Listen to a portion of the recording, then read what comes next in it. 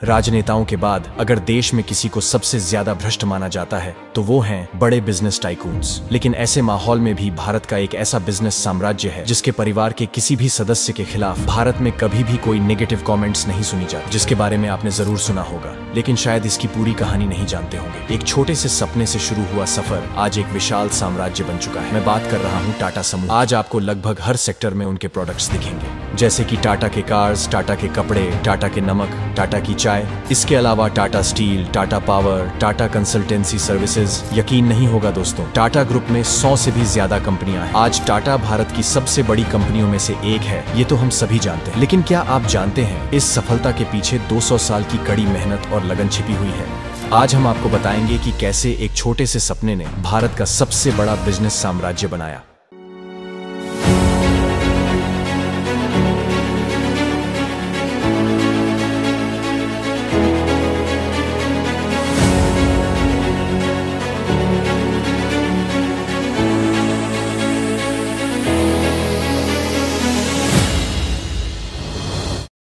कहानी की शुरुआत वर्ष 1822 में होती है। गुजरात के एक गांव में एक लड़का पैदा हुआ था, नुस्सरवानजी टाटा। जब वे 20 साल के थे तो उन्होंने अपना गांव छोड़ दिया और अपने परिवार के साथ मुंबई चले गए और एक नया व्यवसाय स्थापित करने का प्रयास किया। वह वहां कॉटन बिजनेस से आकर्षित हुए थे और जल्द ही कॉटन एक्सपोर्ट्स का बिजनेस चला रहे थे। व्यवसाय से हुई आय उन्होंने सुनिश्चित किया कि यह उनके बेटे जमशेदजी टाटा की शिक्षा पर खर्च हो। जमशेदजी टाटा का जन्म 1839 में हुआ था। उन्होंने अपने बेटे जमशेदजी को उस समय की सर्वश्रेष्ठ शिक्षा प्रदान की। 1858 में जमशेदजी ने अपनी शिक्षा पूरी की और अपने पिता के साथ कॉटन बिजनेस शुरू किया। फिर 1861 में अमेरिकी सिविल वॉर शुरू हुआ। इनडायरेक्टली यह जमशेदजी के बिजनेस के लिए अच्छी खबर थी। पहले इंग्लैंड अपना अधिकांश कॉटन रॉ मटेरियल अमेरिका से इंपोर्ट करता था, लेकिन सिविल वॉर के कारण सप्लाई बंद हो गई। जमशेदजी ने इस अवसर का उपयोग किया और अपने द्वारा सप्लाई किए गए कॉटन की दरों को दोगुना कर दिया, क्योंकि इंग्लैंड के पास भारत से कॉटन आयात करने के अलावा कोई विकल्प नहीं था।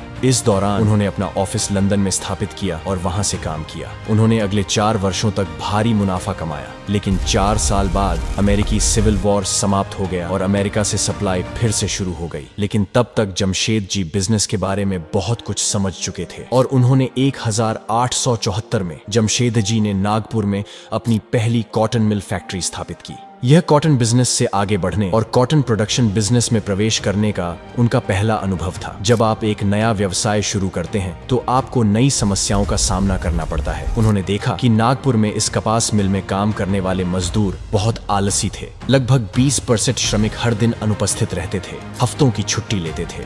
जमशेदजी ने इसके लिए एक नवीन समाधान खोजा। उन्होंने श्रमिकों के लिए एक भविष्य निधि योजना शुरू की, जिसका अर्थ है कि अब श्रमिकों को सेवानिवृत्ति के बाद पेंशन मिलेगी। दूसरा, उन्होंने श्रमिकों के लिए चिकित्सा बीमा प्राप्त किया और अंत में उन्होंने परिवार दिवस और खेल दिवस जैसे आयोजन किए। इन आयोजनों में अच्छा प्रदर्शन करने वाले श्रमिकों को सभी के सामने पुरस्कृत किया जाता था। सभी पहलों से श्रमिकों ने खुद को मूल्यवान महसूस करना शुरू कर दिया, जिससे उनकी उपस्थिति और प्रदर्शन दोनों में काफी सुधार हुआ। इनमें से कई योजनाएं इतनी भविष्यवादी थीं कि उस समय तक पूरी दुनिया में किसी ने भी उन्हें लागू नहीं किया था। 1880 में जमशेदजी ने देखा कि भारत में स्वतंत्रता की मांग बढ़ गई थी। जमशेदजी का मानना था कि स्वतंत्र होने के लिए और स्वतंत्रता कायम रखने के लिए भारत को आत्मनिर्भर होना होगा और सभी आवश्यक उत्पादों का निर्माण भारत में ही करना होगा। इसीलिए उन्होंने विभिन्न क्षेत्रों में अधिक भारतीय व्यवसायों का निर्माण शुरू किया। उन्होंने पहले पंचगनी की पहाड़ियों में स्ट्रॉबेरी की खेती शुरू की, जिसका प्रभाव ऐसा था कि आज भी पंचगनी स्ट्रॉबेरी की खेती और जाम फैक्ट्रियों के लिए जाना जाता है।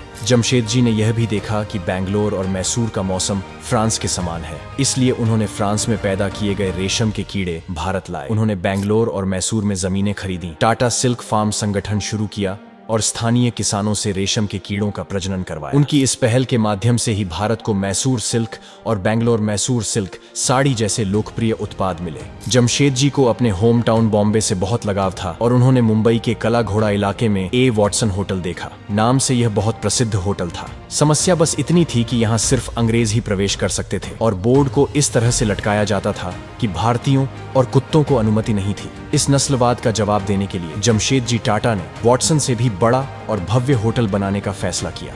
इसलिए उन्होंने 1898 में द ताजमहल होटल का निर्माण शुरू किया। उन्होंने व्यक्तिगत रूप से निर्माण और डिजाइन प्रक्रिया में भाग लिया। उनका दृष्टिकोण था कि होटल का हर कमरा समुद्र की ओर होना चाहिए और मेहमानों को ऐसा महसूस होना चाहिए कि वे पानी में तैर रहे हैं। 1903 में पहली बार होटल को जनता के लिए खोल दिया गया। उस समय इसकी लागत 2 लाख यूरो। भारत का पहला होटल था जहां बिजली थी। यह भारत का पहला सुपर लग्जरी होटल था। जमशेद जी ने ऐसे कई कदम उठाए, लेकिन उनकी सबसे प्रभावशाली पहल स्टील का कारोबार शुरू करना था। भारत में रेलवे और विनिर्माण जैसे हर उद्योग को विकसित होने के लिए स्टील की जरूरत होती है, इसलिए उनका सपना स्टील प्लांट खोलने का था। जमशेद जी को लगातार असफलताओं का सामना करना पड़ा। फिर आखिरकार 1899 में उन्हें बंगाल प्रांत में आयरन ओर का भरपूर भंडार मिला, जिसके बाद उन्होंने तुरंत आयरन ओर का खनन शुरू किया और एक स्टील प्लांट लगाया।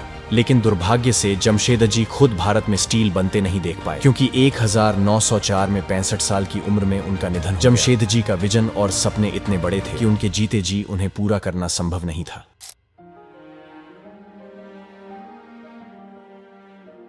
इसीलिए उनके बेटे दोराबजी टाटा ने जमशेद जी द्वारा शुरू किए गए स्टील प्लांट के काम को पूरा करने की जिम्मेदारी भी ली।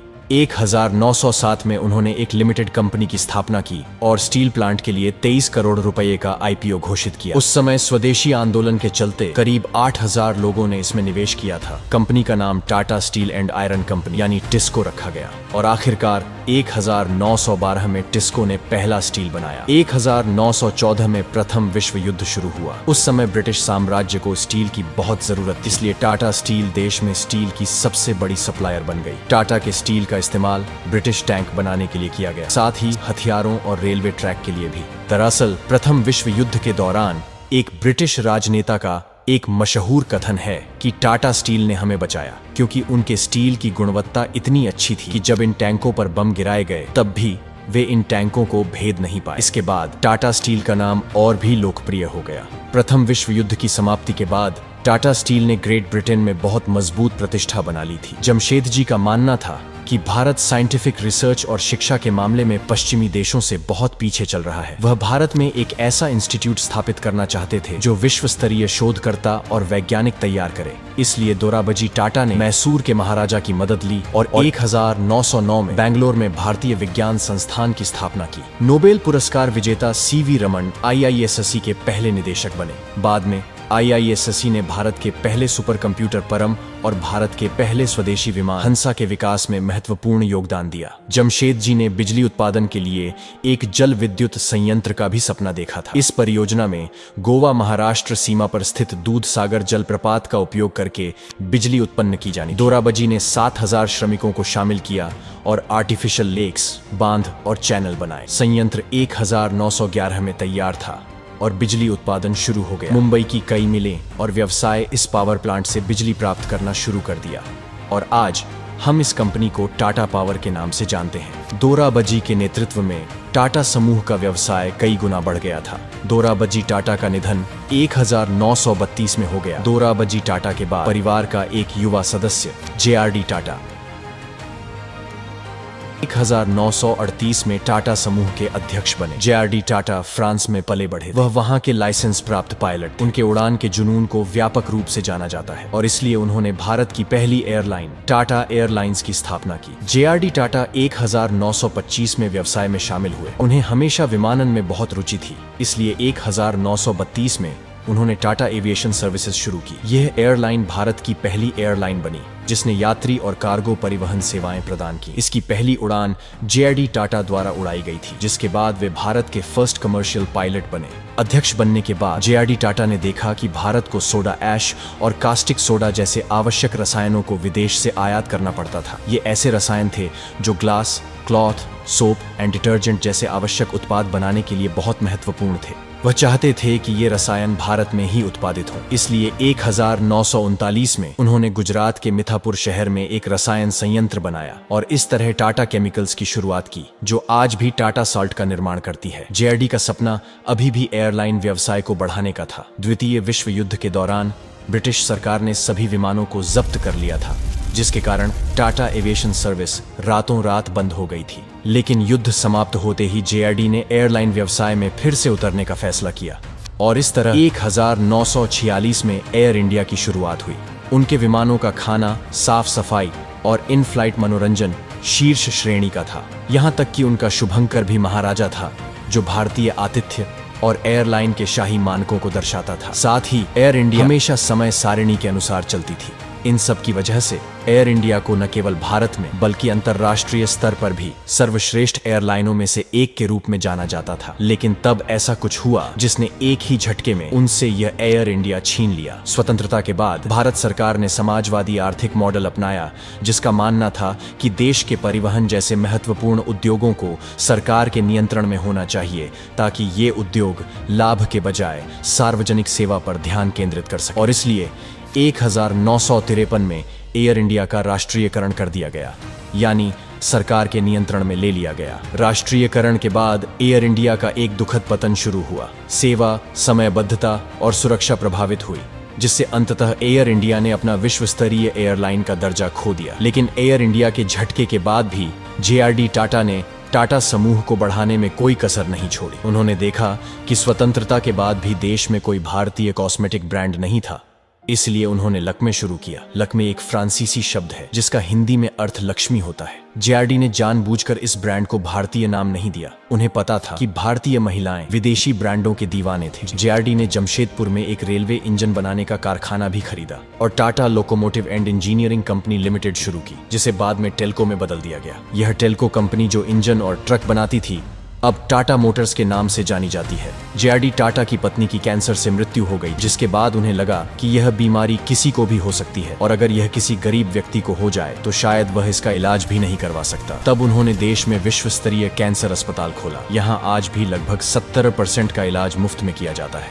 1991 तक JRD टाटा ने टाटा समूह की कंपनियों की संख्या बढ़ाकर 84 कर दी थी। 24,000 करोड़ का रेवेन्यू था और 2,70,000 कर्मचारी थे। लेकिन अब 87 वर्ष की आयु में उनके लिए टाटा समूह की कमान किसी और को सौंपने का समय आ गया था। इसलिए JRD टाटा ने टाटा परिवार के एक होनहार सदस्य को नया अध्यक्ष चुना। यह नया अध्यक्ष सर रतन टाटा थे। 1962 में सर रतन टाटा अमेरिका में वास्तुकला का अध्ययन कर रहे थे जब उन्हें JRD टाटा का एक पत्र मिला, जिसमें उन्हें भारत आने और व्यवसाय में शामिल होने के लिए कहा गया था। रतन टाटा भारत आए और टाटा स्टील में शामिल हो गए और वहां एक सामान्य कार्यकर्ता के रूप में काम करना शुरू कर दिया। उन्होंने देखा कि भारत में ऐसी कोई कार नहीं थी जिसका डिजाइन और उत्पादन भारत में किया गया हो। इसलिए 1995 में रतन टाटा ने 100% भारतीय कार बनाने का फैसला किया। एक कार जो विशाल, भविष्यवादी, किफायती हो और ज्यादा माइलेज दे। लेकिन एक समस्या थी, स्थापना की लागत। एक नया विनिर्माण प्लांट लगभग $2 बिलियन था, जो उस समय एक बहुत बड़ी राशि थी। इसलिए टाटा मोटर्स ने एक समाधान के बारे में सोचा और ऑस्ट्रेलिया में एक पुराना निसान प्लांट खरीदा। इस पूरे प्लांट को तोड़कर भारत लाया गया और पुणे में फिर से बनाया गया। रतन टाटा ने स्वयं कार के डिजाइन में महत्वपूर्ण भूमिका निभाई और अंत में कार को 1998 में लॉन्च किया गया। यह एक भारतीय कार थी, इसीलिए इसका नामकरण करने के लिए इंडियन से इंडी लिया गया और कार से CA लिया गया और इनका संयोजन करके इंडिका बनाया गया। जब इसे 1998 में लॉन्च किया गया तो यह बुरी तरह विफल हो गया। टाटा मोटर्स की प्रमुख कार टाटा इंडिका हालांकि कम बिक्री के कारण उड़ान नहीं भर पाई और उन्होंने अपना कार व्यवसाय फोर्ड को बेचने का फैसला किया। रतन टाटा और उनकी टीम 1999 में बिल फोर्ड से मिलने के लिए संयुक्त राज्य अमेरिका गए, जो तब फोर्ड के अध्यक्ष थे। अब इस बैठक में बिल फोर्ड ने रतन टाटा से कहा, आप कुछ नहीं जानते, आपने आखिरकार यात्री कार डिवीजन क्यों शुरू किया? हम आपका कार डिवीजन खरीदकर आपके लिए बहुत बड़ा उचित काम कर रहे हैं।